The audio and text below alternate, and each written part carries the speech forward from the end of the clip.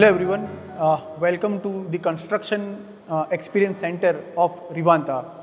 ये हमारा जो एक्सपीरियंस सेंटर है ये हमने गांधीनगर में क्रिएट किया हुआ है। हमारा जो प्रोजेक्ट है प्रमुख होम का रिवांता, जो धौलेश्वर महादेव टेम्पल रोड पे ही हमारा प्रोजेक्ट है, वहाँ पे हमने ये पूरा कंस्ट्रक्शन गैलरी डेवलप किया हुआ है।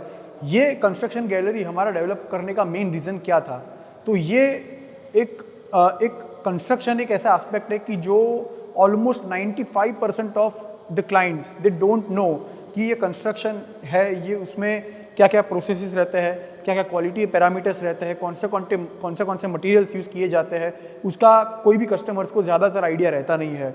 और इसी वजह से ये कभी कभी कस्टमर्स को भी दिक्कत होती है कि वो बहुत जगहों पे घूमते हैं बट फिर चॉइस ऐसी करते हैं कि जहाँ पे कंस्ट्रक्शन क्वालिटी बहुत ही इन्फीरियर क्वालिटी का होता है और फिर वो अपना जो ज़िंदगी का एक सबसे बड़ा डिसीज़न है वो गलत डिसीजन ले लेते हैं।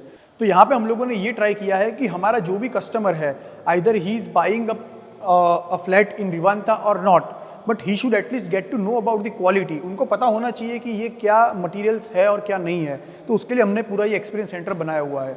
नाउ जब बात करें तो बिल्डिंग का बेस, बिल्डिंग का कोर वो क्या है?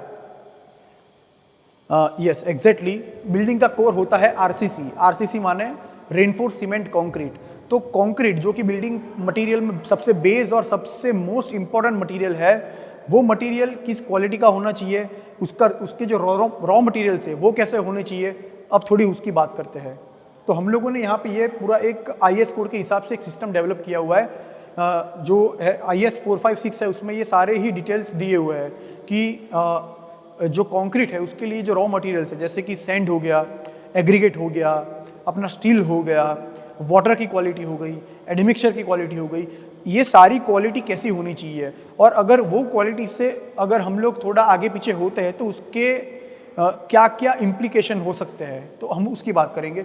अब जैसे जब हम लोग बात करते हैं कि एग्रीगेट, तो किस तरीके का एग्रीगेट यूज़ करना चाहिए और किस तरीके का एग्रीगेट आरसीसी के अंदर यूज़ नहीं करना चाहिए, उसका हमने यहाँ पे एक सैंपल दिखाया हुआ है। जैसे कि आप यहाँ पे देख पाएंगे कि इस तरीके से अगर जो फ्लैकीनेस वाला एग्रीगेट है, मतलब कि लंबा हो गया, अनइवन शेप में हो गया, ऐसा एग्रीगेट IS कोड के हिसाब से रिजेक्टेड एग्रीगेट है। तो ये हमें ध्यान रखना चाहिए कि बिल्कुल ही ऐसे एग्रीगेट यूज़ नहीं करने चाहिए।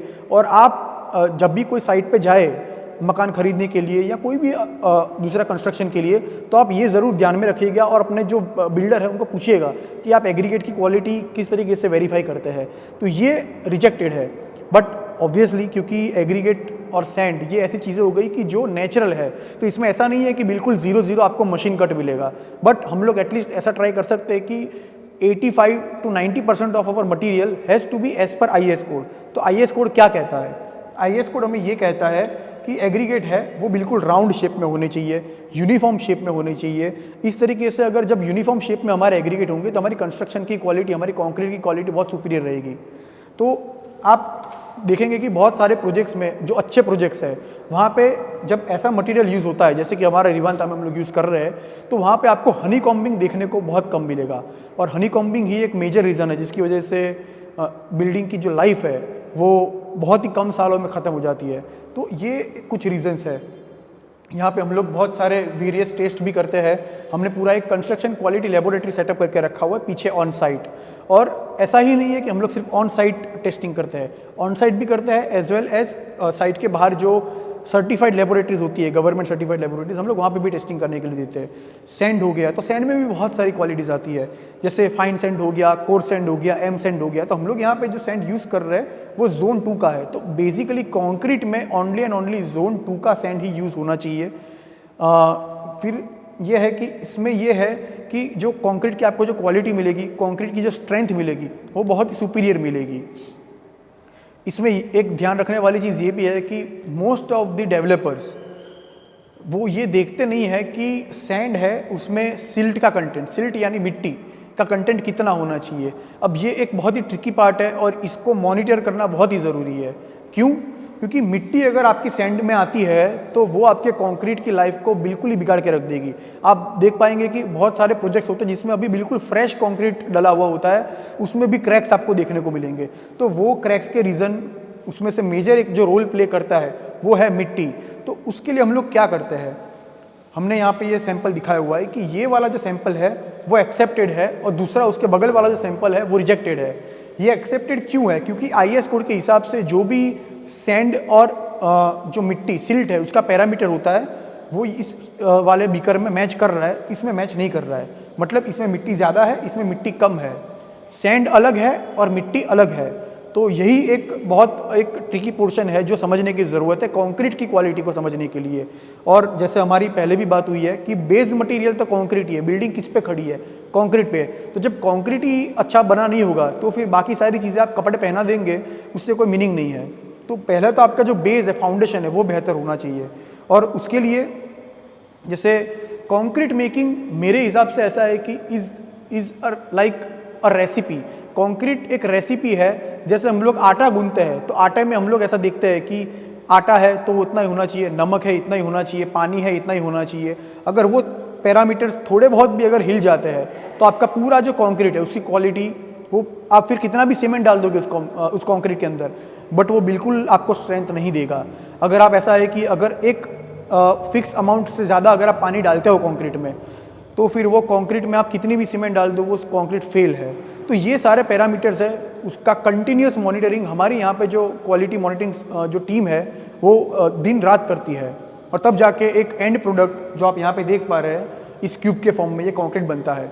अब इस कंक्रीट को बनाने के लिए आप अगर ऊपर देख पाएंगे तो यहाँ पे हम लोगों ने पूरा एक क्वालिटी मॉनिटरिंग कंक्रीट का सिस्टम एक बनाया हुआ है। जैसे ये क्यूब हो गया तो ये क्यूब हम लोग जब कास्टिंग करेंगे तो इसका हम लोग अलग अलग डेज पे कास्टिंग करते हैं। 3 डेज हो गया, 7 डेज हो गया, 14 डेज हो गया और 28 डेज हो गया।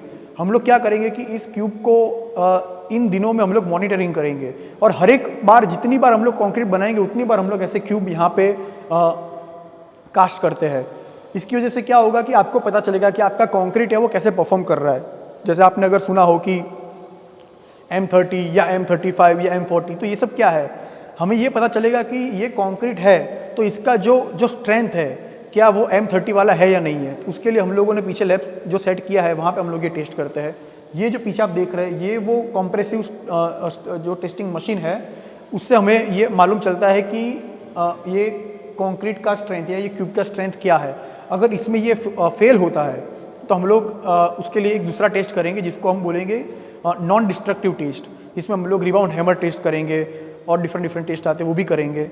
और फिर भी अगर हमारा कंक्रीट अच्छा नहीं है तो हम लोग यहाँ पे ऑन साइट ही वो कंक्रीट का जो भी एलिमेंट है, कॉलम हो गया या बीम हो गया या स्लैब हो गया या रिटेनिंग वॉल हो गया, कुछ भी हो गया, हम लोग वो डिमोलिश कर देंगे। हम लोग उसके लिए हमारे इंजीनियर्स वगैरह है उनको हम लोगों ने पूरी छूट दी हुई है। आपको अपर मैनेजमेंट की भी परमिशन लेने की ज़रूरत नहीं है। अगर आपको लगता है कि this concrete is not workable, आप उसको बिल्कुल ही डिमोलिश कर दीजिए और वापस से रिकास्टिंग कीजिए उसका। तो वो हमारे यहाँ पे पूरा एक सिस्टम है। कंक्रीट है तो उसका हम लोग यहाँ पे वो भी ट्राई करते हैं कि उसका जो टेम्परेचर है वो भी हम लोग मॉनिटर करते हैं। वो क्यों करते हैं मॉनिटर? वो इसलिए करते हैं क्योंकि कंक्रीट एक ऐसी चीज़ है जिसमें से हीट ऑफ हाइड्रेशन निकलती है, गर्माहट बहुत निकलती है। अगर वो गर्माहट ज़्यादा होगी तो दिक्कत ये होगी कंक्रीट आपका फट जाएगा, आफ्टर कास्टिंग वो फट जाएगा और फिर लीकेजेस वगैरह के इश्यू आना शुरू हो जाएंगे। पानी की बात की, पानी ज़्यादा डाल दिया तो भी दिक्कत, पानी कम डाला तो भी दिक्कत। तो ये पूरा एक ट्रिकी प्रोसेस है जो हम लोग पूरा यहाँ पे फॉलो करते हैं। और हमारे जो भी कस्टमर है उनको हमने पूरी छूट दी हुई है कि आप यहाँ पे पीछे जाके हमारी क्वालिटी लैब भी चेक कर सकते हो, हमारे क्यूब टेस्ट वगैरह जो है आपने हम लोगों ने यहाँ पे तो रखा ही हुआ है, पीछे भी हम लोगों ने पूरा वो प्रोसेस करके रखा हुआ था, वहाँ पे भी जाके देख सकते हो। अब after concrete the other major portion is brick work. तो ब्रिक वर्क में हम लोगों ने बिल्कुल ये ट्राई किया हुआ है कि ब्रिक वर्क एक हम ऐसा करें कि जिसमें क्रैक्स का प्रिवेंशन हो, क्रैक्स बिल्कुल ही डेवलप ना हो।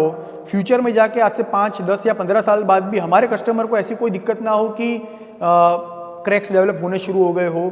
Yes, because this is a building project, this is a construction project. यहाँ पे मैं ऐसा क्लेम बिल्कुल नहीं करूँगा कि हम लोग 100% एकदम एक्यूरेसी के साथ करते हैं, ये कोई भी क्लेम नहीं कर पाएगा। But we try to reach that 99.99%। उसके लिए आप यहाँ पे जैसे देख पाएंगे तो हमारा जो ब्रिक वर्क है, तो हम लोगों ने क्या किया हुआ है कि नॉर्मली लोग ये करेंगे कि ब्रिक वर्क के ऊपर एक कंक्रीट का एक बैंड, सील बैंड जो हम लोग बोलेंगे, वो कास्ट करेंगे।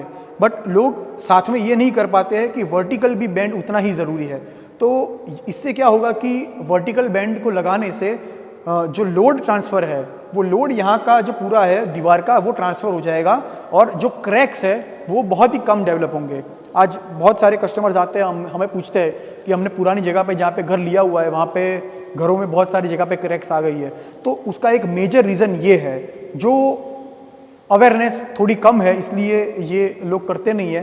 बट हमने पूरा ये रिसर्च किया हुआ है, उसके बाद हम लोग ये डिसीजन पे आए हैं। हमारी स्ट्रक्चरल जो टीम है, स्ट्रक्चरल जो हमारे इंजीनियर्स वगैरह है, उनसे हमने कंसल्ट करके और पूरा ही ये एक मेथोडोलॉजी डेवलप किया हुआ है।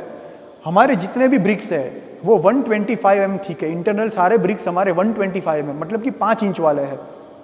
नॉर्मली आप देखेंगे तो वो 4 इंच वाले होते हैं। अब 4-5 इंच में फ़र्क तो 1 ही इंच का है, बट उसका जब आप ओवरऑल इम्प्लीकेशन देखोगे तो ये होगा कि इसमें आप देखोगे कि जैसे ये दीवार है तो इस पर हम लोग जो इलेक्ट्रिक है उसका वायरिंग भी करेंगे और प्लम्बिंग का भी हम लोग करेंगे। तो फिर क्या होता है, उसके लिए हमें कटिंग करना होता है। तो जब 100 mm का हम लोग वो ब्लॉक यूज़ करेंगे तो फिर उसमें क्रैक्स आने के चांसेस ज़्यादा रहते हैं। इसलिए हम लोगों ने ये एक टेक्निकल डिसीजन लिया कि no, we are going to use only 125 mm। और हमने जो ब्लॉक यूज़ किया हुआ है वो IS ग्रेड 1 क्वालिटी का हमने ब्लॉक यूज़ किया हुआ है, और वो हम लोग सिर्फ और सिर्फ JK लक्ष्मी ब्रांड है उसी का ब्लॉक हम लोग यूज़ करते हैं। हम लोग दूसरा कोई भी ब्लॉक यूज़ नहीं करते हैं। तो इससे ये होता है कि आपकी ब्लॉक की क्वालिटी में एक सुपीरियर एक मैन्युफैक्चरिंग कंपनी जो है उनका एक एक्सपर्टीज आ जाता है, उनकी एक क्वालिटी एश्योरेंस पॉलिसी उनके वहाँ भी होती है जो हर जगह पे कोई लोकल वेंडर के यहाँ आपको देखने को नहीं मिलेगी। तो मेन रीज़न ये है कि आपको कंसिस्टेंट एक प्रोडक्ट क्वालिटी आपको मिलेगी जो JK से हम लोग एक्सपेक्ट करते हैं, और हम लोग उसका बहुत सारा टेस्टिंग वगैरह करते हैं and they are consistent each and every time. और ये पूरा ही एक प्रोसेस है जिसमें हम लोगों ने अलग अलग लेयर्स यहाँ पे दिखाए हुए हैं। जैसे कि ये मैंने बात किया कि ये पूरा कोपिंग वाला पोर्शन हो गया, उसके ऊपर ये जो इंटरनल वाला जो वॉल है उसके ऊपर एक प्लास्टर का एक लेयर आएगा, फिर उसके ऊपर एक सेकंड लेयर आएगा। तो यहाँ पे हम लोग ये करेंगे कि सीमेंट का एक पेस्ट बना के, एक फाइन पेस्ट बना के हम लोग उसको पहले यहाँ पे उसका छिड़काव करेंगे। उसके बाद एक स्मूथ एक प्लास्टरिंग का एक हम लोग प्रोसेस करेंगे, उसके ऊपर हमारा पुट्टी के 2 लेयर आ जाएंगे। तो ये हमारा जो पूरा प्रोसेस है ये इंटरनल वॉल वाला है। सिमिलरली जो एक्सटीरियर वॉल है, तो एक्सटीरियर वॉल बहुत ही इंपॉर्टेंट हो जाती है। तो इसमें हम लोगों ने सिमिलरली जैसे यहाँ पे मैंने दिखाया हुआ है वैसे ही यहाँ पे एक वॉल का लेयर है, उसके ऊपर हम लोग प्लास्टर का एक लेयर करेंगे which is going to be the first coat of plaster, तो वो 12 mm का रहेगा। उसके ऊपर हम लोग सेकंड एक लेयर करेंगे, वो 8 mm का रहेगा। तो मतलब this is going to be 2 coat plaster, right. उसके ऊपर फिर हम लोग एक प्राइमर का एक मारेंगे लेयर जो एक वाटर प्रूफिंग के तरीके से काम करेगा। और हमने हमारे हर एक प्रोजेक्ट में ये ट्राई किया हुआ है कि भले ही हमारा कॉस्टिंग बढ़ जाए, बट हम लोग ये बिल्कुल एक हैबिट रखते हैं कि हर एक एक्सटीरियर वॉल के अंदर हम लोग टेक्सचर करते हैं। ये टेक्सचर के जो 2 कोट है, वो टेक्सचर के जो कोट है वो इस तरीके से काम करता है कि आपको हीट से भी एक इंसुलेशन देंगे और आपको वाटर प्रूफिंग का भी एक ये काम देंगे, क्योंकि ये एक्रिलिक आते हैं और ये स्ट्रेचेबल मटेरियल होता है थोड़ा। तो इससे ये होता है कि जब बहुत हीट होती है तो जब वो कॉन्ट्रैक्शन और एक्सपांशन होता है, ये ब्लॉक में भी होता है, ब्रिक में भी होता है, तब जाके वो प्लास्टर पे क्रैक्स डेवलप ना हो। तो ये एक वो काम करता है अपना टेक्सचर वाला जो लेयर है। और उसके ऊपर फिर हम लोग एक वापस से एक प्राइमर का लेयर लगाएंगे और उसके ऊपर कलर के हम लोग 2 लेयर लगाएंगे। तो ये कुल मिला के हम लोग 10 लेयर का काम करते हैं इन अवर एक्सटीरियर वॉल। तो ये बात हो गई। अब दूसरा और मोस्ट इम्पॉर्टेंट कि ये जो जब हम लोग ब्लॉक की बात करते हैं तो ब्लॉक्स को हमें ज्वाइंट तो करना पड़ेगा, राइट। अब ब्लॉक्स को हम लोग ज्वाइंट कैसे करेंगे? ब्लॉक्स को ज्वाइंट करने के लिए हमारे पास ब्लॉक जॉइंटर मटेरियल होता है। अब ये ब्लॉक जॉइंटर क्या काम करता है? तो मेनली ब्लॉक जॉइंटर का काम ये है कि ये एक बाइंडिंग करता है हर एक सरफेस से। जैसे एक ब्लॉक हो गया तो उसकी टोटल 6 सरफेसेस होती है, तो वो सारी सरफेसेस में ये ब्लॉक्स से हम ब्लॉक जॉइंटर से हम लोग उसका जॉइंट करेंगे। अब इसमें सीमेंट होता है, इसमें सिलिका होता है और बहुत सारे मटेरियल्स होते हैं, पॉलीमर्स होते हैं, छोटे छोटे पॉलीमर्स होते हैं जो बाइंडिंग करके रखते हैं। और ये चीज़ है कि जो आपके बिल्डिंग को पकड़ के रखती है, आपकी जो वॉल है उसको पकड़ के रखती है। इसमें भी बहुत सारी क्वालिटीज़ आती है। जैसे मैंने बताया कि हम लोग यहाँ पे रिवानता में हम लोग जो ब्लॉक जॉइंटर यूज़ कर रहे हैं वो जो ब्लॉक जॉइंटर है वो purely silica based block jointer है। ये थोड़ा कॉस्टली होता है कंपैरेटिवली। और एक जैसे ये है, ये आपको जो वाइट वाला दिख रहा है ये सिलिका बेस्ड, मतलब इसको इसी ब्लॉक जॉइंटर का ये अंदर का रॉ मटेरियल है। तो ये आप देखेंगे कि ये वाइट कलर का जो आपको दिख रहा है ये सिलिका बेस्ड है। ऐसा ही ब्लॉक जॉइंटर जब हम लोगों ने दूसरी कंपनीज का अप्रोच किया और उसका हमने टेस्टिंग किया तो हम लोगों ने देखा कि वहाँ पर आपको ये सैंड बेस्ड दिखता है। तो मेन डिफरेंस ये है कि ये जो सिलिका बेस्ड जो ब्लॉक जॉइंटिंग मोटर होता है उसकी क्वालिटी सुपीरियर होती है, उसकी स्ट्रेंथ सुपीरियर होती है। और हम लोग ये इसमें ये ट्राई करते हैं कि हम लोग पूरा एक ब्लॉक है उसको हम इससे लगाएंगे और उसके ऊपर हम लोग 10, 12, 15 ब्लॉक्स लगा के उसका टेस्टिंग करेंगे कि इसमें क्या स्ट्रेंथ मिल रहा है। तो उसके बाद ये पूरी प्रोसेस फाइनल होती है। तो ये मैं आपको जो इंटरनल जो सारी चीज़ें बता रहा हूँ वो आपको आइडिया आएगा कि एक कंस्ट्रक्शन प्रोजेक्ट है तो उसमें कितनी सारी चीज़ें हैं जिसका छोटी छोटी चीज़ों का हमें ध्यान रखना पड़ता है। ये आप देख पाएंगे कि यहाँ पे हम लोगों ने दिखाया हुआ है कि हम लोगों ने सिर्फ और सिर्फ जेके लक्ष्मी के ही ब्लॉक यूज़ करने का एक हमने यहाँ पे एक MOU साइन किया हुआ है। और जेके एक ऐसी ब्रांड है which is probably 120 years old Indian brand. तो ये सारे ही नॉर्म्स और स्पेसिफिकेशंस को फॉलो करती है। कोई भी छोटी छोटी चीज़ ऐसी हो गई उनका वो लोग ध्यान रखेंगे। And last but not the least, ये जो मटीरियल है ये बहुत ही इको फ्रेंडली मटीरियल है। इको फ्रेंडली मतलब कि ये जो मटेरियल है वो ऐसे बना हुआ है कि ये एनवायरनमेंट को हार्म नहीं करता है। इसमें बहुत सारे रिसाइकल मटेरियल्स भी यूज़ होते हैं और कार्बन का जो एमिशन है वो बहुत ही कम होता है। और हम लोगों ने ये सेम ट्राई हमारे सीमेंट में भी किया हुआ है। तो हम लोग यहाँ पे ग्रीन सीमेंट यूज़ करते हैं। तो ग्रीन सीमेंट एक ऐसा सीमेंट है कि जिसमें जो कार्बन एमिशन है वो बहुत ही कम होता है। और आज हम लोग आज बहुत सुनते हैं कि ग्लोबल वार्मिंग बहुत सारा हो रहा है, इसमें कंस्ट्रक्शन इंडस्ट्री भी ऐसी है कि एक वाइटल रोल प्ले करता है ग्लोबल वार्मिंग के अंदर। तो हम लोग ये भी ट्राई करते हैं कि along with our customers we also try to take care of mother nature. तो हम लोगों ने अपना ये जो प्रोजेक्ट है उसको हमने ग्रीन बिल्डिंग प्रोजेक्ट के अंदर रजिस्टर किया हुआ है। और हमारी रिवांता सीरीज़ के जितने भी प्रोजेक्ट है हमने ग्रीन बिल्डिंग में रजिस्टर किए हुए हैं। और हमें बहुत सारी चीज़ों का ध्यान रखना पड़ता है। छोटी छोटी चीज़ें हैं कि अगर आप ग्रीन बिल्डिंग मटेरियल जो रजिस्टर वाले घर में अगर आप अपना घर लेते हो तो वहाँ पे आपको बहुत सारे बेनिफिट्स होंगे, उसके लिए हम लोग आगे डिस्कस करते हैं।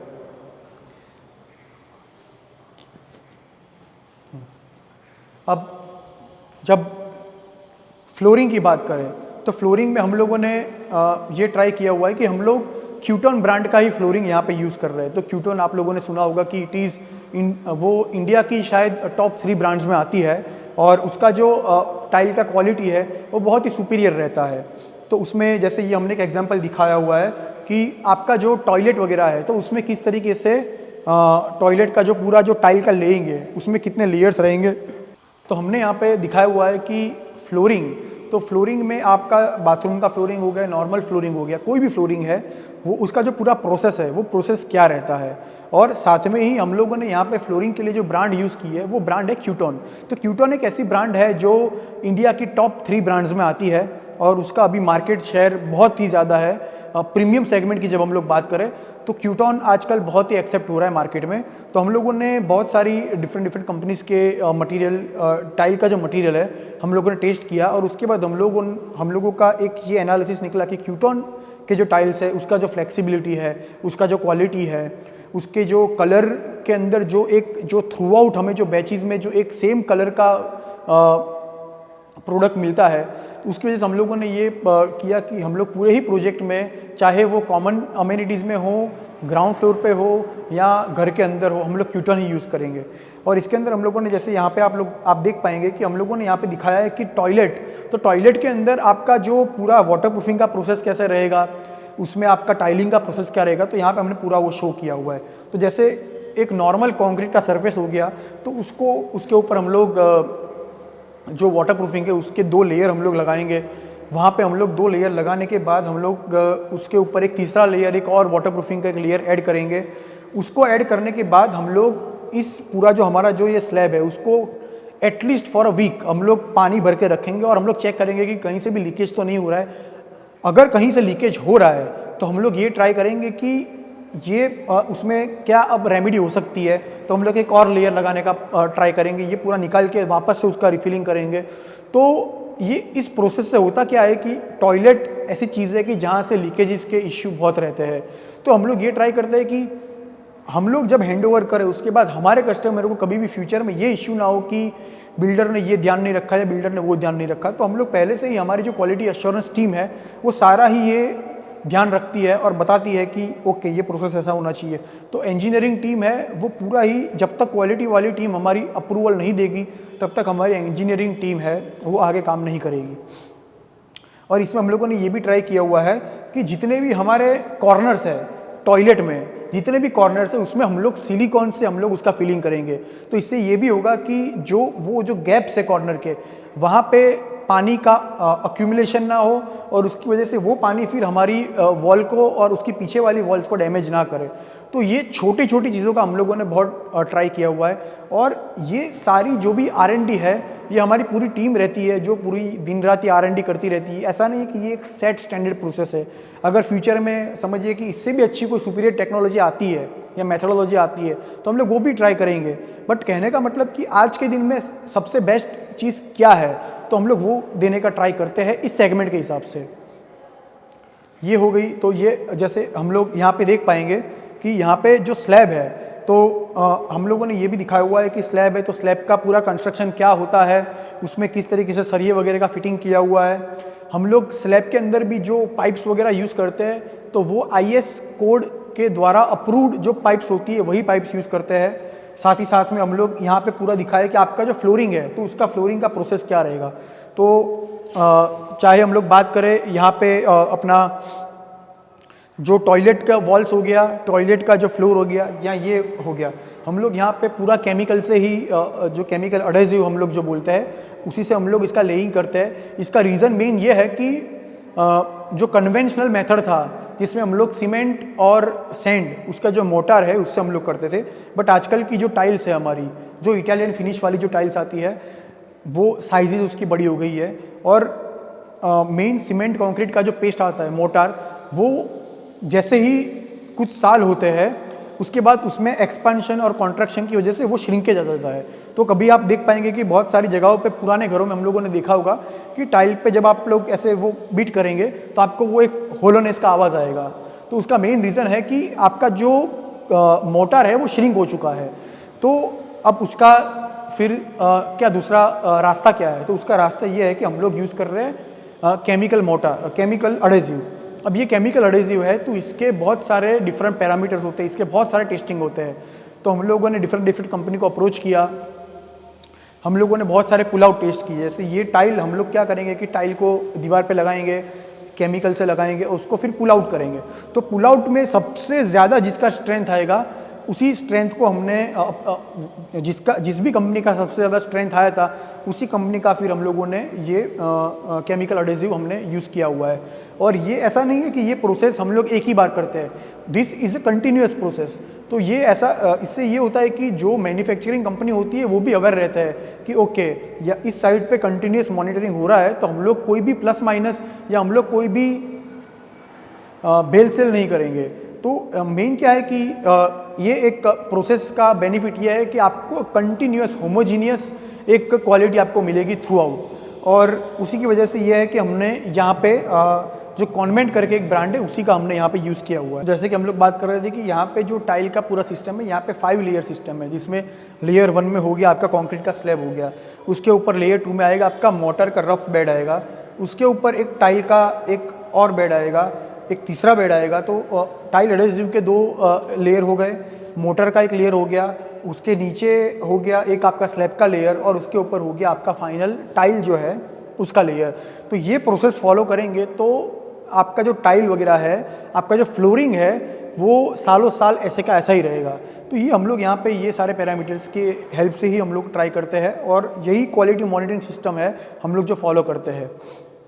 अब जब क्वालिटी मॉनिटरिंग सिस्टम की हम लोग बात करें तो पूरा ही सिस्टम है जो हम लोगों ने यहाँ पे जो सिस्टम रखा हुआ है वो सिस्टम है एक RFI based system. RFI based system का मतलब ये है कि रिक्वेस्ट फॉर इंस्पेक्शन। अब रिक्वेस्ट फॉर इंस्पेक्शन मतलब कि हम लोगों ने जैसे कोई भी आज डेवलपर है तो वो काम अपने कॉन्ट्रैक्टर को देगा, राइट। अब वो कॉन्ट्रैक्टर है, वो कॉन्ट्रैक्टर अपने हिसाब से वो काम नहीं कर सकता। वो कॉन्ट्रैक्टर को हर छोटी छोटी चीज़, हर एक छोटा छोटा कंपोनेंट के लिए उसको हमारी जो टीम है, हमारी जो इन हाउस जो टीम है उनका उन्हें अप्रूवल लेना पड़ेगा। जैसे कोई भी चीज़ हो, फॉर एग्जांपल जब मैंने आपको बताया जैसे कि कंक्रीट की बात करें तो कंक्रीट में ये पूरा ही एक प्रोसेस है जो हम लोग फॉलो करते हैं। तो उसमें कंक्रीट में स्लम टेस्ट हो गया, उसका टेम्परेचर चेक करना हो गया, उसमें क्यूब का कास्टिंग करना हो गया, फिर कंक्रीट का पोरिंग करना हो गया, उसके बाद क्यूब का हम लोग ये ट्राई करेंगे कि क्यूब को हम लोग टेस्ट करेंगे हर कुछ कुछ दिनों के इंटरवल पे। फिर हम लोग यहाँ पे उसका जो टेस्टिंग करेंगे, यहाँ पे फिर अगर वो टेस्ट में फेल होता है then we will dismantle the concrete. तो ये पूरा ये उसका प्रोसेस हो गया। उसके बाद जैसे ही जो दूसरा मेन कंपोनेंट है जो हम लोगों ने ब्रिक वर्क के यहाँ पे बात की, तो उसके भी हम लोग उस तरीके से हम लोग टेस्ट और पैरामीटर्स के हिसाब से हम लोग टेस्ट करते हैं। और वहाँ पे भी जहाँ पे भी मटेरियल अगर अप टू द मार्क नहीं है तो वो मटेरियल हमारी साइड से रिजेक्ट किए जाएंगे। जैसे कि आप यहाँ पे देख पाएंगे कि जो स्टील की बात होती है तो after concrete steel is the most important कि जो आपको बिल्डिंग को सालों साल खड़ी रखने में हेल्प करता है, राइट। तो स्टील है, तो स्टील पे हम लोग ये करते हैं कि हम लोग बाहर तो टेस्टिंग करवाते ही है स्टील का, बट इन हाउस भी हम लोग ऐसा टेस्टिंग करते हैं जो प्रॉबेबली बाहर की लेबोरेटरी से भी ज़्यादा रिगरस कंडीशन में हम लोग उसका टेस्टिंग करते हैं। जैसे आप यहाँ पे देख पाएंगे कि ये स्टील है, हम लोगों ने उसको बेंडिंग वगैरह किया तो यहाँ पे हमारी साइड पे वो स्टील ब्रेक हो गया, तो तुरंत ही हमने उस पूरी स्टील की जो हमारी जो उसका जो डंपर था उसको हम लोगों ने रिजेक्ट कर दिया। और कंपनी में हमने एक लेटर भी इश्यू कर दिया कि this steel is not usable for construction site, और हम लोगों ने इसको रिजेक्ट कर दिया।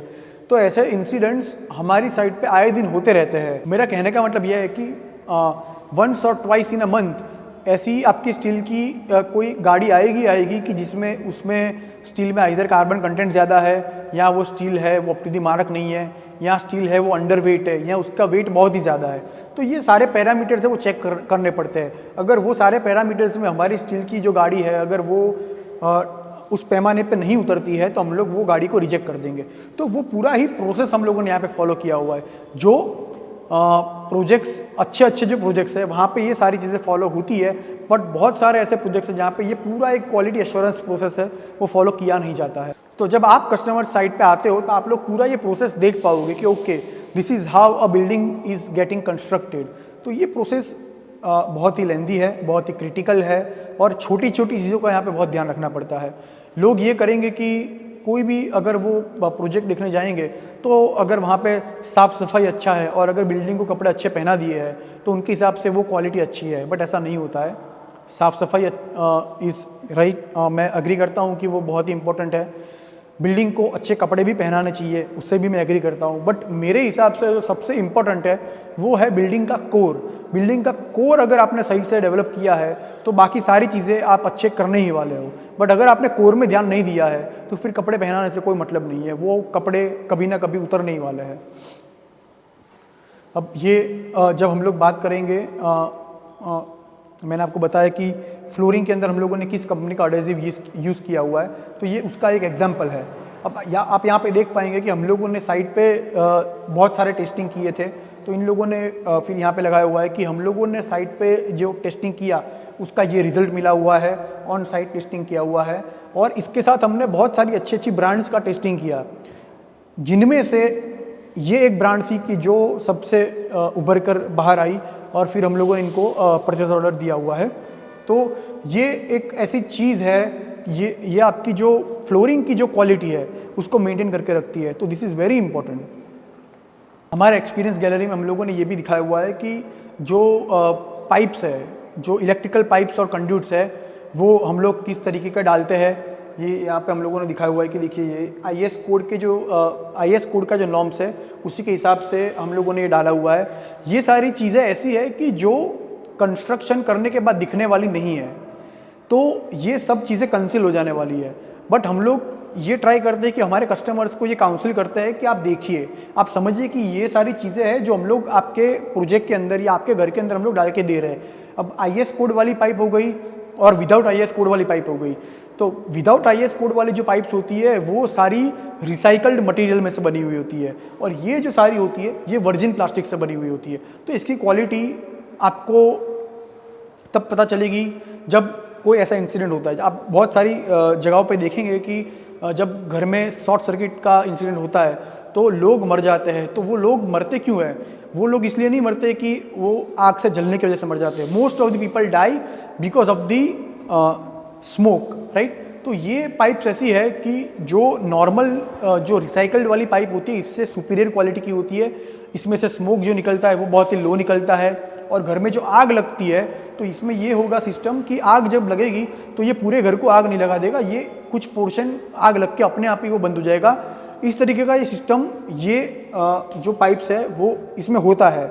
बट इसका मतलब ये भी नहीं है कि बिल्कुल ये फायर प्रूफ है, फायर प्रूफ नहीं है, but compare to non IS this is very very superior. तो हम लोग ये ट्राई करते हैं कि ऐसी चीज़ें हम लोग यूज़ करें जिससे हम लोगों को एज अ डेवलपर रात को नींद आए कि we have given the best of the best to our customers. अब जैसे कि मैंने आपको पहले बताया हुआ है कि हमने हमारा जो ये प्रोजेक्ट है वो ग्रीन बिल्डिंग में रजिस्टर करके रखा हुआ है। तो ग्रीन बिल्डिंग में जब हम लोगों ने प्रोजेक्ट रजिस्टर किया तो हम लोगों का जो ग्रीन बिल्डिंग कंसल्टेंट है उन्होंने हमें काउंसिल किया कि आप जब अपना प्रोजेक्ट ग्रीन बिल्डिंग में रजिस्टर करोगे और ग्रीन बिल्डिंग के जब आप मटेरियल्स यूज़ करोगे तो आपके कस्टमर को बहुत ही टेंजिबल और इनटेंजिबल बेनिफिट्स होंगे। अब उस बेनिफिट में से सबसे बड़ा बेनिफिट उस वक्त जो हमारा डिस्कशन हुआ था उसके हिसाब से ये था कि एनर्जी सेविंग। एनर्जी सेविंग का मतलब कि इलेक्ट्रिसिटी बिल वो आपके कस्टमर्स का बहुत ही कम आएगा आप अगर ग्रीन बिल्डिंग मटेरियल यूज़ करोगे तो।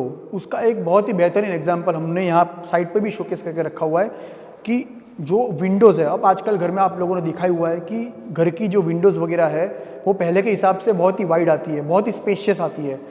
साथ ही साथ में जब विंडो आएगी तो उसके विंडो के जो ग्लास है उस ग्लास में से सन का हीट है वो भी उतना ही आएगा।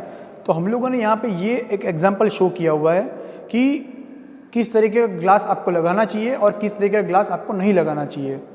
तो मैं आपको एक एग्जांपल से ही शो करूँगा ये। जैसे मान लीजिए कि ये जो लाइट है वो सन है, सन की जो हीट है वो है, और एक तरफ हमने रखा हुआ है नॉर्मल ग्लास और दूसरी तरफ हमने रखा हुआ है कि जो ग्रीन बिल्डिंग में यूज़ होता है वैसा ग्लास। तो जब आप लोग यहाँ पे आके इस ग्लास को फील करोगे तो आप देख पाओगे कि ये साइड वाला जो ग्लास है इसमें से बहुत ही गर्मी निकल रही है, बहुत ही हीट आ रही है, और कंपैरेटिवली ये वाला जो ग्लास है उसमें हीट का जो रेडिएशन है इट इज़ ऑलमोस्ट 50% लेस इस साइड में। तो इससे क्या होता है कि जैसे आपका जो AC वगैरह हो गया तो हो सकता है कि जब समर सीज़न की बात हो, और स्पेशली अहमदाबाद और गांधीनगर की जब हम लोग बात करें तो समर सीज़न के टाइम पे ये हम लोग नोटिस करेंगे कि AC जो है, AC का टेम्परेचर वो हम लोग बहुत सारे लोग हैं कि जो 16 पे भी चलाएंगे, 18 पे भी चलाएंगे और 20 पे भी चलाएंगे।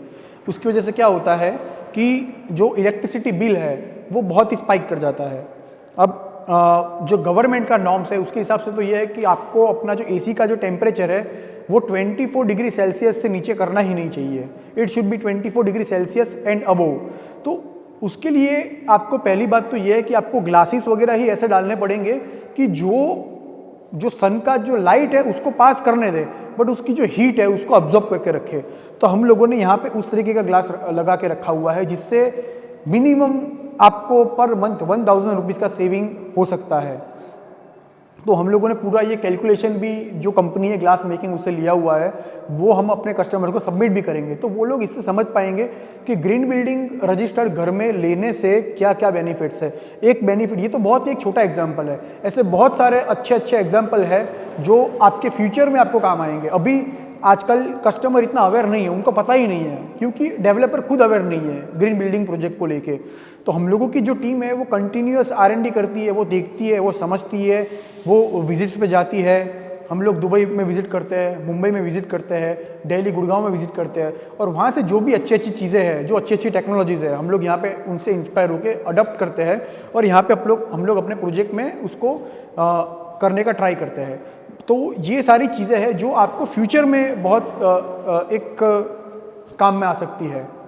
सो फ्रेंड्स, हम लोगों ने जो भी यहाँ पे प्रोडक्ट वगैरह का सिलेक्शन किया हुआ है वो हर एक प्रोडक्ट सिलेक्शन करने के पीछे रीजंस होते हैं। ऐसा नहीं है कि कोई प्रोडक्ट हमने सिलेक्ट कर दिया और क्योंकि हमें कोई प्रोडक्ट सस्ता पड़ रहा था या कोई प्रोडक्ट अच्छा दिख रहा था इसकी वजह से हमने प्रोडक्ट ले लिया, ऐसी बात नहीं होती हमारे यहाँ पे। We do a thorough analysis of each and everything, कि जैसे मैंने जो बात की थी पीछे कि फ्लोरिंग का मटीरियल हो गया, उसका अडेसिव हो गया, ब्लॉक की बात हो गई, ग्लास की बात हो गई, या आगे हम लोग CP सैनिटरी की बात करेंगे, इलेक्ट्रिक पाइप्स की बात जो हमने की, इलेक्ट्रिक वायर की हम लोग जो बात करेंगे, तो वो सारी चीज़ें हम लोगों के पास नंबर ऑफ कंपनीज थी। बहुत सारी कंपनीज ऐसी होती है कि जो बहुत ब्रांडिंग करती है, बट एक्चुअली उसका जो मटेरियल होता है वो अप टू द मार्क नहीं होता है। और बहुत सारी कंपनीज ऐसी भी होती है कि जो ब्रांडिंग शायद कम करती है, बट उनका मटेरियल बहुत ही सुपीरियर टेक्नोलॉजी वाला होता है।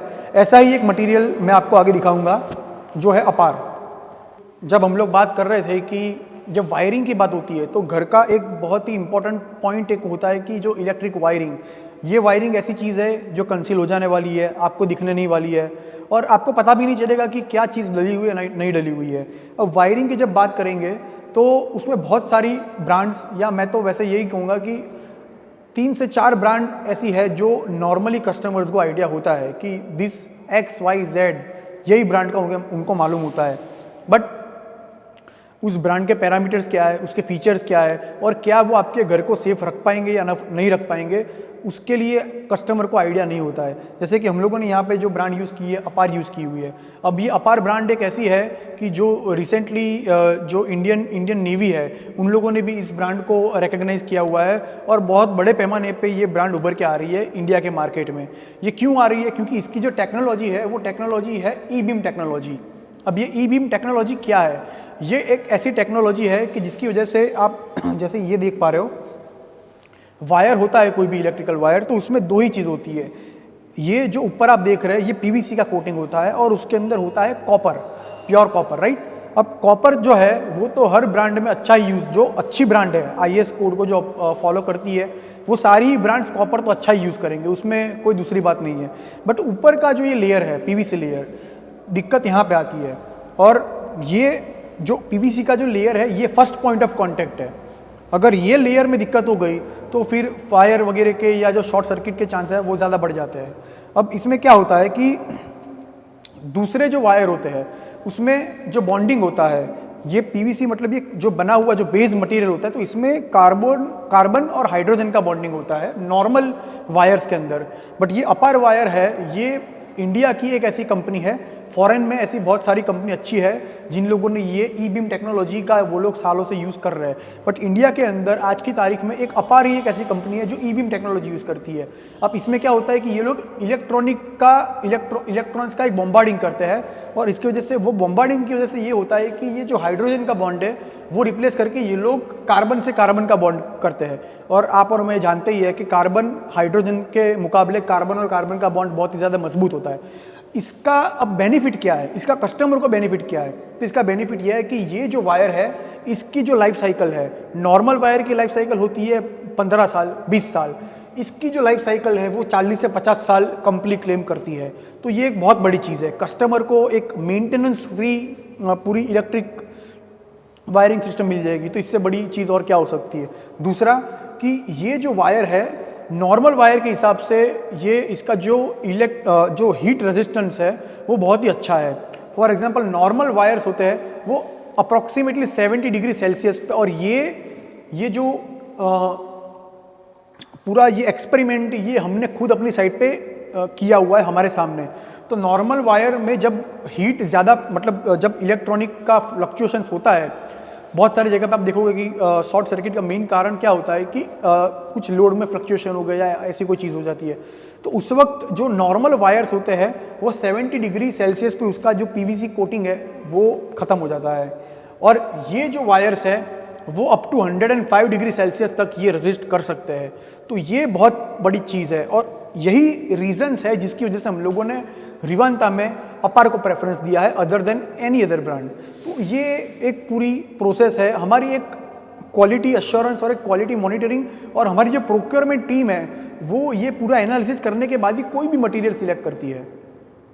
एंड फ्रेंड्स, प्लास्टर के अंदर एक बहुत ही इंपॉर्टेंट चीज़ है जो मैं आपको बताना चाहता हूँ कि हम लोगों ने यहाँ पे ये किया हुआ है कि हम लोग जो पानी यहाँ पे यूज़ करते हैं, कंस्ट्रक्शन के अंदर हम जो भी पानी यूज़ करते हैं वो पूरा पानी फिल्टर्ड पानी होता है। कहने का मतलब कि वो पानी के अंदर से हम लोग जितने भी जो सॉल्ट के कंटेंट्स वगैरह है या जो भी एडिशनल मिनरल्स है जो आपकी कंस्ट्रक्शन की क्वालिटी को हार्म कर सकते हैं, वो सब हम लोगों ने यहाँ पे रिमूव करके रखा हुआ है। तो हम लोगों ने नीचे ही एक वाटर सॉफ्टनर प्लांट इंस्टॉल करके रखा हुआ है बेसमेंट में, और वही पानी हम लोग अपना कंक्रीट हो गया या प्लास्टर हो गया उसके अंदर यूज़ करते हैं। अब आप बहुत सारी बार प्लास्टर में देखेंगे कि जब हम लोग कंक्रीट जब प्लास्टर को हम लोग वो क्योरिंग करेंगे तो वहाँ पे वाइट वाइट पैचेस बहुत सारे हो जाते हैं और पपड़ी आ जाने लगती है, कुछ साल बाद आती है। कभी कभी ऐसा जब अगर बहुत ही ज़्यादा अगर वाटर हार्ड है तो वो ड्यूरिंग कंस्ट्रक्शन ही उसमें वाइट पपड़ी आना शुरू हो जाएगी जब आप लोग उस पर कलर और वगैरह के पेंट्स वगैरह करेंगे तब। बट उसका मेन रीज़न क्या है कि वो जो पानी है बहुत हार्ड है, उसमें सॉल्ट के कंटेंट बहुत ज़्यादा है और दूसरे मिनरल्स है, वो सारे के सारे मिनरल्स यहाँ पे आपको वो डिपॉजिट हो जाएंगे और फिर आफ्टर सम टाइम वो पपड़ी उखड़ना शुरू हो जाएगी। तो हम लोगों ने यहाँ ये किया हुआ है कि जो भी क्योरिंग वगैरह करना है हमें, वो सिर्फ और सिर्फ वो वाटर सॉफ्टनर से निकला हुआ पानी है, उसी से हम लोग का पूरा क्योरिंग का प्रोसेस होता है। कंक्रीट हो गया या फिर प्लास्टर हो गया, तो ये एक बहुत ही क्रिटिकल चीज़ है। ये कोई भी कस्टमर हो या almost 90% of developers don't know कि ये चीज़ है छोटी चीज़ बट कितना बड़ा इम्पैक्ट करती है। प्लम्बिंग की बात करें तो प्लम्बिंग एक ऐसी चीज़ है जो डेवलपर दोस्तों जब बिल्डिंग में प्लम्बिंग की बात करें तो वो एक ऐसी चीज़ है जो डेवलपर को भी परेशान करती है और फ्यूचर में कस्टमर्स को भी परेशान करती है। तो इसका मेन रीज़न क्या है? लीकेजेस हो गया, पाइप्स के अंदर क्रैक्स हो गया, एक वो स्मेल की चीज़ हो गई। तो बहुत बार आप देखोगे कि एक बिल्कुल ही फाउल ऑर्डर आता है। तो वो सारी चीज़ें प्लम्बिंग में ऐसी होती है जो आगे जाके बहुत परेशानी खड़ी करती है। अब हम लोगों ने यहाँ पे ये ट्राई किया हुआ है कि हम लोग कोई भी प्रोक्योरमेंट करते हैं या कोई भी डिसीज़न लेते हैं तो हम लोग मेरिट्स के बेस पे लेते हैं। जैसे कि ऐसा नहीं है कि हमने पीछे भी बात की कि कोई ब्रांड है तो अगर उसने मार्केटिंग अच्छा किया हुआ है तो उस ब्रांड को हम लोग एक्सेप्ट कर लेंगे, ऐसी बात नहीं है। जैसे यहाँ पे हम लोगों ने यूज़ की हुई है वाविन ब्रांड, राइट। अब वाविन एक ऐसी यूरोपियन ब्रांड है जो पिछले 50 साल से भी ज़्यादा काम कर रही है। ये एक ऐसी कंपनी है कि जिन्होंने वर्ल्ड में सबसे पहले जो पीवीसी पाइप है उसका इंट्रोडक्शन किया हुआ था प्लम्बिंग के अंदर। तो प्लम्बिंग के अंदर वाविन एक पायोनियर ब्रांड है। ये एक ऐसी ब्रांड है कि जिन्होंने एस्ट्रल हो गया, सुप्रीम हो गया या ऐसी बहुत सारी इंडियन ब्रांड है जिसको अपनी टेक्नोलॉजी प्रोवाइड की हुई है। आप उसकी वेबसाइट पे भी चेक कर पाएंगे, आपको ज़्यादा आइडिया आ जाएगा। तो रेन वाटर के लिए हो गया या वेस्ट वाटर के लिए हो गया या फिर सॉइल के लिए हो गया, हम लोगों ने वाविन की ही पाइप्स यूज़ की हुई है। इंटरनल जो प्लम्बिंग हो गया, घर का अंदर का जो प्लम्बिंग है, उसमें भी हम लोगों ने वाविन की CPVC पाइप्स यूज़ की हुई है। और ये CPVC पाइप्स कैसी है? ये लीड फ्री मटेरियल से बनी हुई है। इसका मतलब कि ये नॉन टॉक्सिक पाइप्स है। अब ये आप इसी पानी जो आप पीने वाले हो वो इसी पाइप से आने वाला है। अगर उसमें लीड होगा या दूसरे ऐसे मटेरियल होंगे कि जो फूड ग्रेड मटेरियल नहीं है तो वो आपको या आपकी बॉडी को फ्यूचर में हार्म कर सकते हैं। तो वाविन की ये जो पाइप्स है, these are lead free pipes and non toxic pipes made out of food grade material. तो इसकी वजह से हम लोगों ने वाविन पे ज़्यादा फोकस किया।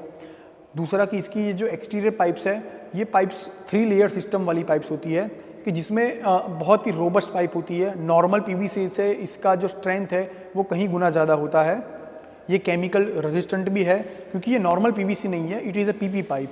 तो इसमें केमिकल रेजिस्टेंट टेक्नोलॉजी होती है कि आजकल हम लोग देखते हैं कि बहुत सारे केमिकल से लोग बाथरूम वगैरह भी क्लीन करते हैं। तो वो केमिकल से भी ऐसा हो सकता है कि PVC पाइप्स में डैमेज होते हैं, तो वो डैमेजेस ना हो उसके लिए हम लोगों ने यहाँ पे ये PP पाइप्स यूज़ की हुई है। और जब हम लोग वाविन की बात करें तो हम लोगों ने यहाँ पे, उससे पहले मैं आपको एक इन्फॉर्मेशन देना चाहूँगा कि हम लोगों ने अपने सारे ही प्रोजेक्ट्स में अब हम लोग सस्पेंडेड प्लम्बिंग पे शिफ्ट हो चुके हैं। उसका मेन रीज़न ये है कि जब हम लोग फ्लोर में कंसील्ड प्लम्बिंग करते हैं तब अगर फ्यूचर में कोई भी लीकेज का इश्यू होता है तो कस्टमर को बहुत ही दिक्कत होती है। उनको पूरा फ्लोर डिसमेंटल करना पड़ता है, उसके बाद रिपेयरिंग करना, उसके बाद वापस से उसका कंस्ट्रक्शन करना, फ्लोरिंग करना, वो टाइल ढूंढना, तो एक बहुत ही टीडियस प्रोसेस हो जाता है। तो उसकी वजह से हम लोगों ने और बहुत सारे डेवलपर सब सस्पेंडेड प्लम्बिंग्स पे शिफ्ट हो चुके हैं। बट सस्पेंडेड प्लम्बिंग के अंदर एक दिक्कत रहती है, वो है नॉइज़ की दिक्कत। इसका मतलब कि जैसे मैं आपको सिंपल तरीके से समझाऊँ कि सस्पेंडेड प्लम्बिंग में ये होता है कि आपके घर का जो भी प्लम्बिंग है वो नीचे वाले घर के अंदर सस्पेंडेड होगा। उसकी वजह से ये होता है कि आप जब फ्लश का यूज़ करोगे तो नीचे वाले घर में नॉइज़ का इश्यू रहता है। वो बिल्कुल ही ये ऐसी ये इसमें कोई रॉकेट साइंस नहीं है, ये बिल्कुल ही एक टेक्निकल बात है, राइट। तो और किसी भी लेमैन को ये समझ में आएगा कि अगर पानी है, अगर पानी का फ्लश होगा तो आवाज़ आने ही वाली है। तो उसके लिए अब आजकल हर एक ब्रांड ने अपनी साइलेंट पाइप्स निकाली हुई है। तो इसके अंदर ये है कि कोई भी साइलेंट पाइप हो तो उसका एक रेशियो होता है कि 19 या 20 डेसिबल से नीचे अगर वो है तो उसको साइलेंट पाइप कहेंगे। बट वाविन की जो पाइप्स है वो ऐसी पाइप्स है कि जो लेस देन 10 डेसिबल है, मतलब लोवेस्ट इन द इंडस्ट्री। और क्योंकि ये यूरोपियन ब्रांड है, यूरोपियन स्टैंडर्ड्स फॉलो करती है, तो बहुत ही एक neat and clean and robust तरीके से ये लोग अपनी पाइप्स बनाते हैं। इंडिया में पिछले 2 या 2.5 सालों में इन्होंने अपना एक मार्केट शेयर बहुत अच्छी तरीके से बढ़ाया हुआ है, बाकी तो ये 50 साल से भी ज़्यादा मार्केट में है। तो ये पाइप यूज़ करने का यही मेन रीज़न था कि कस्टमर को एक कन्वीनियंस हो, उसको रात को जब अगर कोई फ्लश यूज़ करता है या दिन में भी यूज़ करता है और उसको वो नॉइज़ नहीं आएगा, तो customer convenience is most important for us. और दूसरा कि पहले की जो पाइप्स थी या पहले की जो प्लम्बिंग की टेक्नोलॉजी थी उसमें ये था कि लोग केमिकल से 2 पाइप्स को जोड़ते थे। अब केमिकल से जब 2 पाइप्स को आप जोड़ेंगे तो केमिकल कभी ना कभी डिबॉन्ड होने ही वाला है, इट इज़ बट नेचुरल। आप इसमें कोई कुछ भी क्लेम करे कि ये केमिकल निकलता नहीं है, वो है, तो it is not possible. Chemical से आप कोई भी पाइप्स का लगाएंगे तो वो निकलेगा, बट वो कैसी पाइप से निकलेगा, ये जो इस तरीके का जो ड्रेनेज वाली पाइप्स होती है मैं उसकी बात कर रहा हूँ, राइट। तो इसके अंदर ये होता है कि लीकेज के इश्यू ज़्यादा होते हैं, और ड्रेनेज वाली पाइप्स में अगर लीकेज होना शुरू हो गया तो आपको मालूम है कि वो घर की हालत क्या हो जाएगी। तो हम लोगों ने यहाँ पे जो पाइप्स यूज़ की है इसमें जो टेक्नोलॉजी है वो है रिब्ड फिटिंग वाली टेक्नोलॉजी। मतलब इसमें ये पूरा ही ये रबर का फिटिंग आएगा, तो 2 रबर का जो फिटिंग है उसी का ये पूरा लॉक सिस्टम वाला टेक्नोलॉजी है। तो इसमें केमिकल की तरह इसमें डिबॉन्ड होने के चांसेस बहुत ही कम है या नेक्स्ट टू इम्पॉसिबल है, इसलिए हमने ये टेक्नोलॉजी यूज़ की हुई है। तो there are always reasons why we choose something before procuring into Rivanta. मतलब कोई भी छोटी से छोटी चीज़ हो तो उसका एक थरो एनालिसिस होता है। हमारी प्रोक्योरमेंट टीम हो गई, हमारी क्वालिटी टीम हो गई, हमारी इंजीनियरिंग टीम हो गई, वो सब लोग बैठ के एक डिसीजन पे आएंगे कि ओके ये कंपैरिजन करेंगे, उसमें टाइम लगता है, R&D बहुत सारी होती है, बाहर टेस्ट होते हैं, उसके बाद ये सारी चीज़ें अप्रूव होती है। और यही सारी जो चीज़ है जो आपके घर के रीसेल की वैल्यू को बढ़ाती है, क्योंकि रीसेल की वैल्यू घर की तब आएगी जब आपका घर 5 या 10 साल या 15 साल के बाद भी वैसे का वैसा ही होगा। जब इलेक्ट्रिक स्विचेस की बात करें तो हार्डली किसी कस्टमर को मालूम हुआ कि जो इलेक्ट्रिक की स्विचेस होती है उसकी टेस्टिंग कैसे होती है। तो उसमें ये होता है कि कोई भी इलेक्ट्रिक स्विचेस हो उसका टेस्टिंग क्लिक से होता है, राइट। तो नॉर्मल स्विचेस होती है उसका टेस्टिंग ओनली 1 लाख टाइम्स होता है। कोई भी एक सिंगल बैच हो गया उसमें 1 लाख बार उसका टेस्टिंग होगा क्लिक्स का, और उसके बाद उसको अप्रूव किया जाएगा।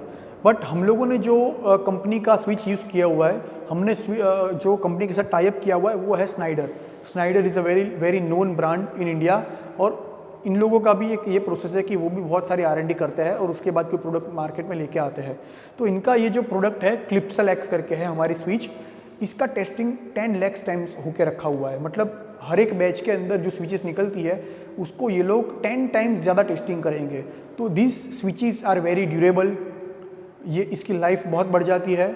और इसकी वजह से ये भी होता है कि कई बार जब स्विचेस को उसके ऊपर जब लोड आता है तो वो फिर दिक्कत ये होती है कि फिर वो उसमें से आप कभी देखोगे कि एक हल्का सा आपको इलेक्ट्रिकल झटका लगेगा, तो वो चांसेस यहाँ पे नेक्स्ट टू मिनिमम हो जाते हैं। इन्होंने आफ्टर कोविड इंडिया की फर्स्ट एंटी माइक्रोबियल स्विच बनाई हुई है, जिसमें ये लोग ऐसा क्लेम करते हैं कि the number of microbials and germs on their switches are going to be very less compare to other switches. तो उसको भी ये लोग ध्यान में रख के ये स्विचेस का उन्होंने मैन्युफैक्चरिंग किया हुआ है। और हम लोगों ने सिमिलरली, जैसे मैंने बताया कि यहाँ पे भी दूसरी बहुत सारी ब्रांड्स थी, उनके भी प्रोडक्ट अच्छे आते हैं, बट क्योंकि ये एक प्रीमियम प्रोडक्ट है और स्नाइडर सीरीज़ के अंदर भी ये एक प्रीमियम कैटेगरी का प्रोडक्ट है, तो हम लोगों ने ये रिवांता में इंस्टॉल किया हुआ है।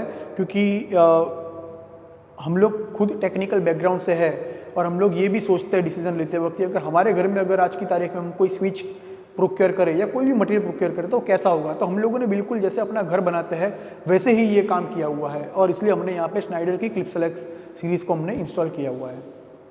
और जैसे हम लोगों ने फ्लोरिंग की जब बात की, मैंने बताया था आपको कि क्यूटॉन, तो हम लोगों ने यहाँ पे क्यूटॉन का फ्लोरिंग यूज़ किया हुआ है। क्यों, उसके रीजंस भी मैंने आपको बताया कि ये इंडिया की टॉप 3 ब्रांड्स में से आता है। और हम लोगों ने इसका जो यहाँ पे प्रोडक्ट यूज़ किया हुआ वो है क्यूटन का आई मार्बल। अब आई मार्बल मतलब it is like a Italian marble finish product, right.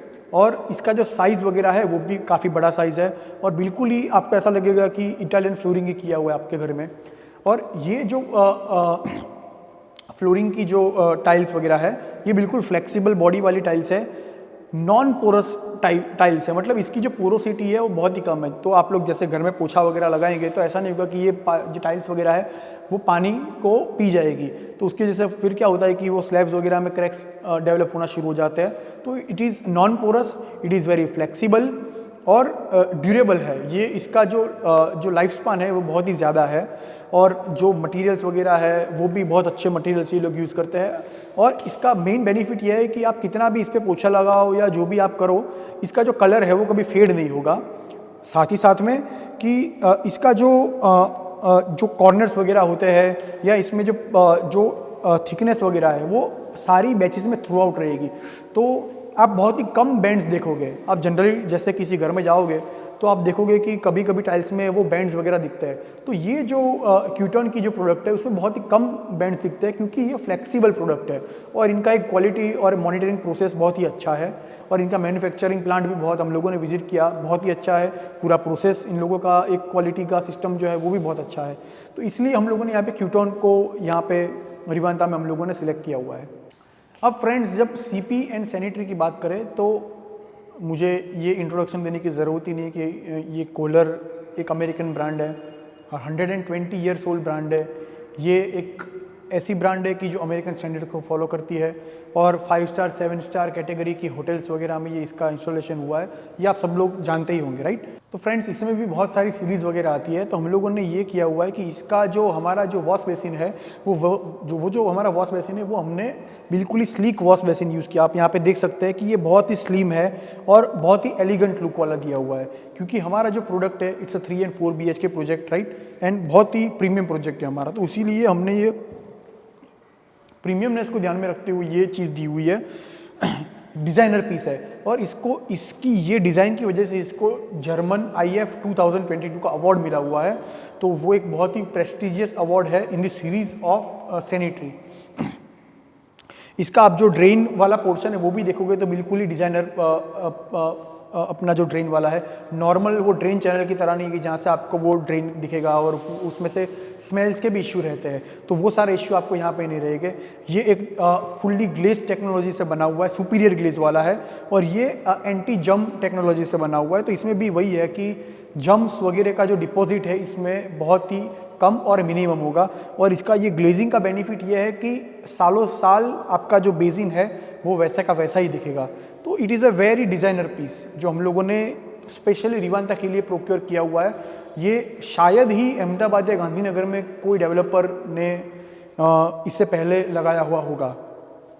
अब इसी के साथ में जब दूसरी बात करें तो हम लोगों ने यहाँ पे जो WC है वो हमने व्यू सीरीज़ का यूज़ किया हुआ है। ये बिल्कुल नई सीरीज़ है कोलर की और इसका जो मैन्युफैक्चरिंग है it is a truly rimless technology. अब ट्रूली रिमलेस का मतलब क्या होता है कि बहुत ही इसका डिज़ाइन जो है वो क्लीनिंग के लिए बहुत ही एक बिल्कुल ही स्लीक डिज़ाइन है, बैठने के लिए भी इतना ही कंफर्टेबल है और साथ में क्लीनलीनेस और हाइजीन मेंटेन करने के लिए ये ट्रूली रिमलेस टेक्नोलॉजी बहुत ही यूज़ में होती है।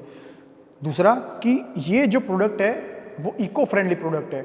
इको फ्रेंडली प्रोडक्ट का मतलब ये है कि आपको शायद मालूम हो या नहीं हो, मैं आपको बता देता हूँ कि नॉर्मल फ्लशिंग जो हम लोग जो पुराने ज़माने में जो फ्लशिंग यूज़ करते थे उसमें पर फ्लश आप चाहे फिर वो टॉयलेट के लिए यूज़ करें या फिर लेटरिन के लिए यूज़ करें, आप उसमें minimum 8 to 10 litres water flush हो जाता था।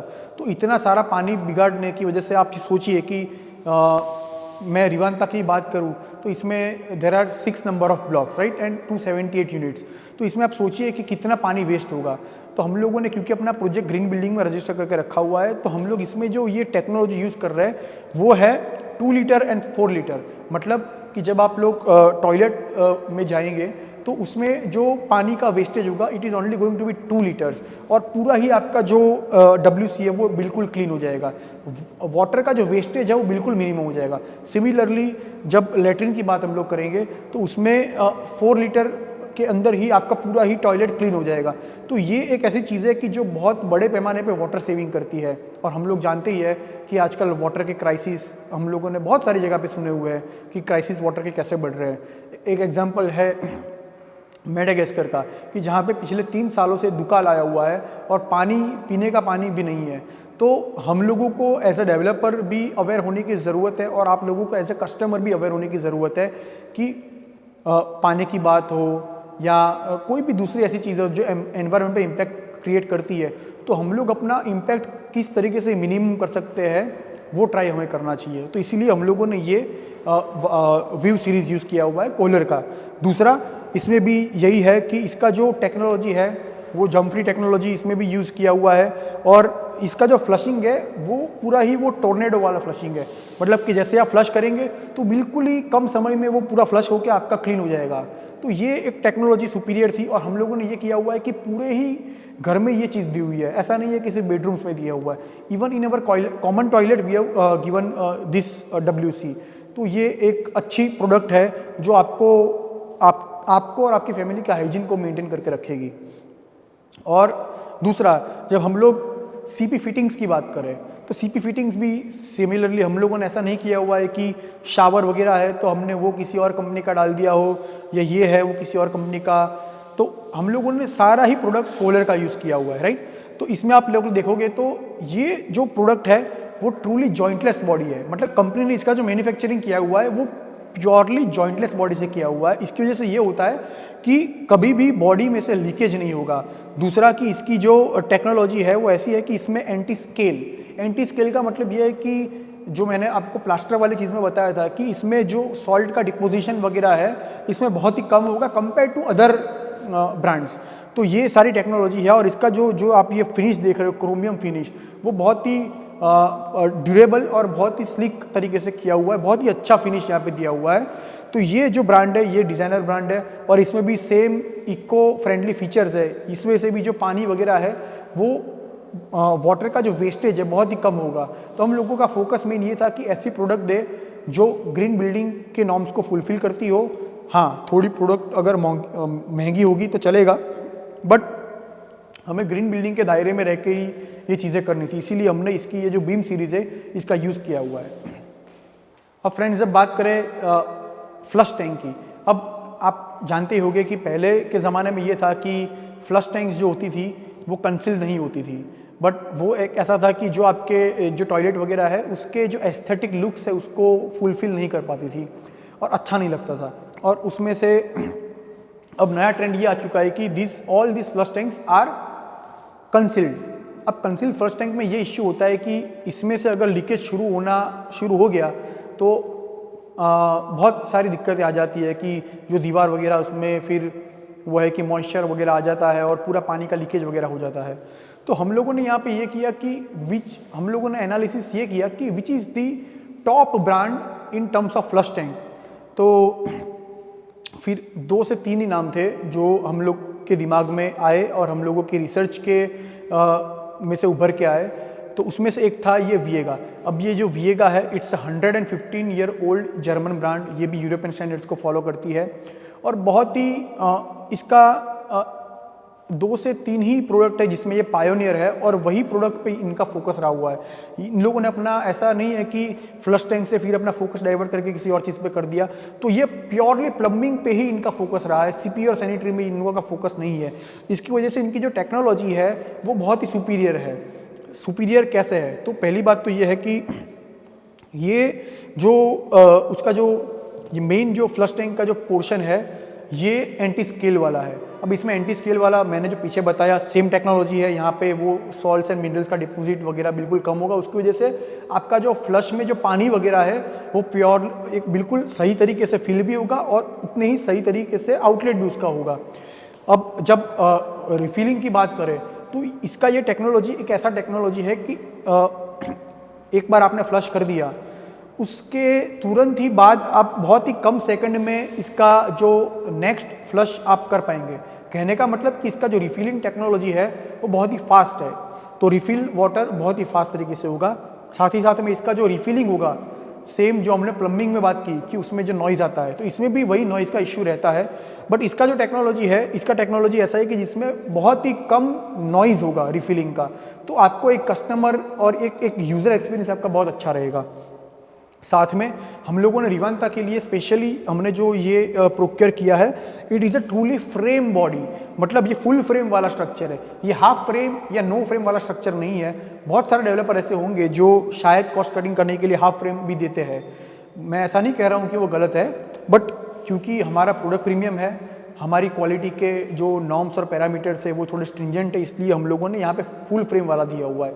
इसकी वजह से ये होगा कि आपकी जो फ्लश टैंक है वो फिक्स रहेगी, उस पर जब लोड भी आएगा, क्योंकि ये वॉल हैंगिंग रहने वाला है, तो लोड आएगा तो ये लोड भी कैरी करना चाहिए, तो ये अप टू 400 kg का लोड ये कैरी कर सकती है।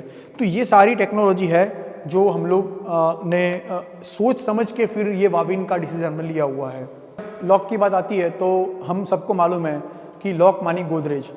ऑफ कोर्स गोदरेज के लॉक्स होते हैं, कॉस्टली होते हैं, बट हम लोगों ने अपने रिवांता के कस्टमर्स के लिए स्पेशली सारे ही लॉक्स, ऐसा नहीं है, internal locks as well as main door का जो लॉक है हमने गोदरेज का ही यूज़ किया हुआ है, बिकॉज कस्टमर की सेफ्टी हमारी पहली प्रायोरिटी है। तो गोदरेज के लॉक्स हम लोगों ने, इंटरनल जो लॉक्स है वो जो अपने कन्वेंशनल लॉक्स आते हैं हम लोगों ने वो यूज़ किए हुए हैं, और साथ ही साथ में जो मेन फीचर या मेन हाईलाइट है वो हमारा गोदरेज का जो मेन डोर का लॉक है वो है। हम लोगों ने वहाँ पे गोदरेज का स्मार्ट लॉक इंस्टॉल किया हुआ है। इस स्मार्ट लॉक के बहुत सारे फीचर्स हैं, और इस हम लोगों ने स्मार्ट लॉक इसलिए दिया हुआ है क्योंकि हम लोग चाहते हैं कि कस्टमर का जो कन्वीनियंस हो और उसकी सेफ्टी हो, दोनों ही बराबर से हो। तो आजकल हम लोग जब वुमेन की बात करें तो आजकल वर्किंग वुमेन का एक जो रेशियो है वो बहुत ही पॉजिटिव हो चुका है, तो हस्बैंड एंड वाइफ दोनों ही काम करते हैं। तब इश्यू आता है कि घर की चाबी या ये या वो, तो कभी कभी ये होता है कि आपको वेट करना पड़ता है हस्बैंड के आने का या वाइफ के आने का। तो इसमें ये होगा कि आप लोग अपनी फिंगरप्रिंट का भी एक्सेस कर सकते हो, आप पिन कोड का भी एक्सेस कर सकते हो, आप RFID कार्ड का भी एक्सेस कर सकते हो, और उसके अलावा हम लोगों ने एक मैकेनिकल की भी दी हुई है, आप सबका एक्सेस कर सकते हो। बट कस्टमर कन्वीनियंस को लेके ये बहुत ही प्रीमियम फीचर है। As you already know this is a 3 and 4 BHK project, तो इसलिए हमको अनडाउटेडली यही चीज़ देनी थी, और हम लोगों ने गोदरेज के साथ ये टाई अप किया, और गुजरात में ये फर्स्ट प्रोडक्ट है जो गोदरेज ने ये सीरीज़ में लॉन्च किया हुआ है फॉर हाउसिंग। जो हाउसिंग के जो प्रोजेक्ट्स हैं उसके लिए इन लोगों ने ये किया हुआ है। हाउसिंग माने कि जो प्रीमियम प्रोजेक्ट्स हो गए उसमें ये लॉक्स इन लोगों ने किया हुआ है। इसके अलावा दूसरी चाइनीज़ ब्रांड्स भी होती है या कोरियन ब्रांड्स भी होती है, बट हम लोगों ने गोदरेज को ही एक पहले ही सोच के रखा था कि because we have the trust factor on Godrej, और हमने अपने खुद के घर में भी गोदरेज के ही लॉक्स लगा के रखे हुए हैं।